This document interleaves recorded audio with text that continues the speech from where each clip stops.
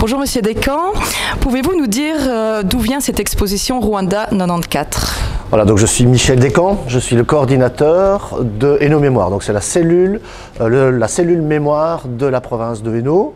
Et l'exposition Rwanda 94, comprendre l'incompréhensible, a été créée pour les 20 ans du génocide des Tutsis au Rwanda.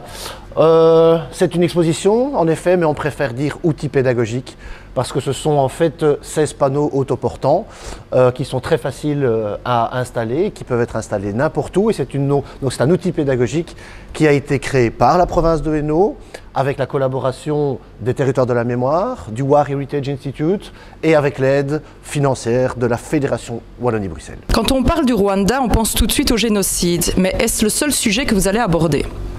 L'exposition donc est composée de 16 panneaux au total et nous pouvons dire que nous retraçons 1000 ans d'histoire. Donc l'exposition débute par le Rwanda précolonial, le Rwanda des origines on va dire, qui commence donc vers le Xe siècle. Ensuite, eh bien, nous avons tout ce qui est la colonisation, l'indépendance, le début de la guerre civile en 1990 et ensuite évidemment en 1994 le début du génocide des Tutsis. Vous qui avez l'habitude de guider cette exposition, trouvez-vous qu'avec le temps, les élèves oublient ou observez-vous qu'ils n'en ont jamais entendu parler et dès lors, quel est le but d'une telle exposition? Alors, personnellement, mais je pense que je peux parler aussi au nom de mes collègues, on remarque que tout ce qui est colonisation ne fait pas forcément partie de la mémoire collective des jeunes, y compris des jeunes dont la famille est d'origine africaine. Prenons l'exemple des Congolais, eh bien, je veux dire que 2 fois sur 3, ils ne savent même pas que le Congo a été une ancienne colonie belge. Le Rwanda, de temps en temps, on remarque que c'est quelque chose qui est connu, mais qui est connu pour les événements. Pas en tant qu'ancienne colonie, entre guillemets, c'était pas vraiment une colonie belge, mais la Belgique en a eu la tutelle, etc. Ça, c'est quelque chose qu'ils ignorent totalement, mais le génocide, ça oui, ça revient quand même souvent. Les récents événements, l'affaire George Floyd, le mouvement Black Lives Matter, les polémiques autour de Léopold II, vous ont-ils fait changer la manière de guider cette exposition?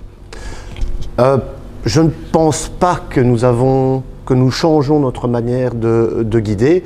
Il est évident que nous faisons attention à l'actualité, mais lorsque nous avons réalisé cette exposition, dès le départ, dès les premiers instants, on savait qu'on marchait sur des œufs, parce que c'est un sujet ultra sensible. Nous avons été attentifs à cela, et c'est une exposition qui a été lue, relue, re-relue et encore relue, et je pense que nous pouvons être fiers d'avoir reçu l'aval de l'ensemble des communautés qui font partie donc de cette exposition. Je parle ici de la communauté Tutsi de Belgique, mais également la communauté Hutu. Nous avons rencontré des familles de casques bleus, ainsi que des casques bleus, qui nous ont également donné leur aval sur le contenu de cette exposition.